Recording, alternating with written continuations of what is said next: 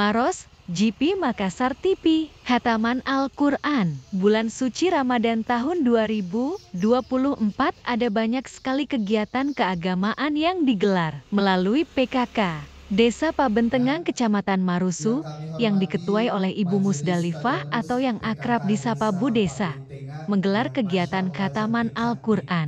Majelis Tadarus PKK di Aula Kantor Desa Pabentengang dengan mengangkat tema, Raih Keberkahan Bulan Suci Ramadan, melalui gerakan One Day One Juz, menuju pribadi yang taat dan istiqamah, bersama keluarga cinta Al-Quran, bersama-sama masuk surga. Kegiatan ini digelar pada hari Ahad 31 Maret 2024. Hadir membawakan ceramah agama oleh Ustaz Haji Ismail Usman atau yang akrab disapa Ustaz Ilo. Kegiatan ini dihadiri oleh seluruh ibu-ibu PKK sedesa Pabentengang dan pengajian majelis taklim. Lebih lanjut, Bu Desa berpesan agar kegiatan membaca Al-Quran terus dijalankan meski di luar bulan Ramadan. Kegiatan seperti ini harus selalu diadakan meskipun setelah bulan puasa nanti. Sebagai rasa syukur, di akhir kegiatan, Bu Desa membagikan bingkisan berupa sembako kepada seluruh yang hadir dalam acara tersebut. Tim Liputan GPM TV.